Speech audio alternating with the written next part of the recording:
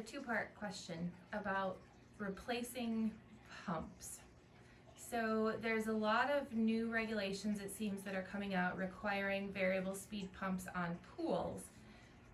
If I have an older pool and it's always had a single speed pump, what do I have to consider when changing to a variable speed pump? And the other question is, are pumps one size fits all? Meaning there's a lot of different brands of pumps, and as a customer, like, can I just, if I have this 1 horsepower pump and it's a weird name that I'm not finding, can I just switch it to something that is more recognizable on the market? Why or why not? It's actually a good question. There's a lot of ways to answer this.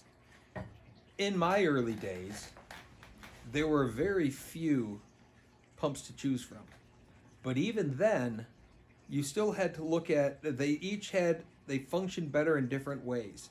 They have better head pressures, and some work better uphill, some work better downhill, some work, try to keep it in a simple frame as possible.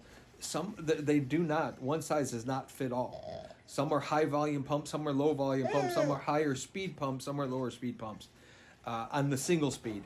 Now that we've gotten this complex world of variable speed and regulations requiring at minimum 2 speed pumps, I think it's all the more important for the contractor to help a customer understand, or a salesperson, if you went into the store to buy a pump, the importance of understanding.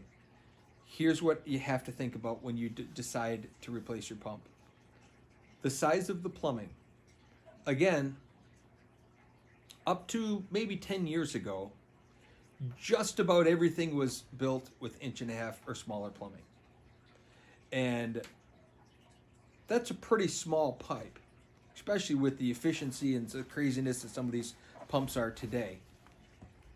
So if you have 1.5" plumbing, you probably were running a 1 horse or 3/4 horse or 1.5 horse pump. Anything bigger than that would have been crazy anyway. Again, a bigger horsepower just means you're burning more electricity, but doesn't mean you're getting any more water to flow through the system. But a lot of those older pools have 1.5" plumbing. So you have to look at what's the maximum amount of water that I can legally draw through those lines to not have a suction problem at the pool, because there's very specific regulations as to the velocity of the water flowing through the suction side of the plumbing and the velocity of the water flowing through the return side of the plumbing. You have to keep those two things in mind. So smaller plumbing, you never want to oversize the pump. And what's happening is there's, in this world of variable speed pumps and different brands, let's talk about one brand versus 7 different brands of pumps, but there are different size variable speed pumps, and you have to be really cognizant and aware of which pumps you're using. If you have an older pool, smaller plumbing, always err on the side of judgment and not go with the biggest and baddest and latest pump, because there's pumps. So example, let's talk about Pentair. Pentair has a really great line of IntelliFlow pumps. Again, a higher volume pump. Most pools today, you probably shouldn't put that pump on most older pools. You would want to step to their SuperFlow pump, which is a smaller volume of water. It's a smaller pump, but it's variable speed. So you can slow it down to 700 RPMs. You can ramp it up to 3,000 RPMs. And so you have a lot of variety there. But in itself, it can, even at its higher speed, can only draw so much water. So you run a lot less of a risk of overtaxing the plumbing. If we take an IntelliFlow, it's the latest, greatest, beautiful, big pump, all big plumbing, everything, and you adapt it to that older pool, by virtue of it even running on its lower speeds, is you always run the risk of it drawing too much water or trying to draw too much water. Doesn't mean that it will. It may cavitate and it might vibrate itself to death, and it may never work quite properly.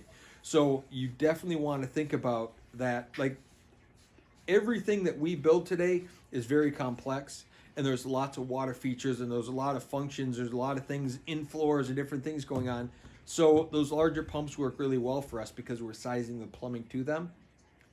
But if you go to my house, older pool, regular plumbing, I don't have the super duper IntelliFlow big pump.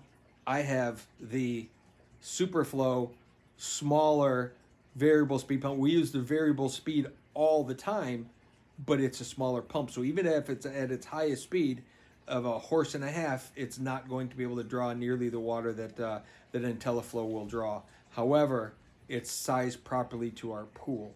And the last thing you want to do is make a pump that's on there that's too big, that's trying too hard to draw water and it can't. And you're burning electricity, number one, but you're also damaging the pump. You're damaging the equipment, the plumbing, all of it. So I think more than ever, it's super important. And now let's go from one brand to another. Now let's figure out the Jandy brand, and then let's go to Hayward, and all of these things come in, and not one pump is the same. They're all very different. And years ago, we had 4 different manufacturers and 4 choices of pumps, above ground pumps or in-ground pumps. And today you have 3,000 different types of pumps that have all different type of drives on them, high speed, low speed, variable speed, multiple speed. There's all kinds of stuff out there. And it's more complex, not easier to make that decision. So don't make that decision lightly.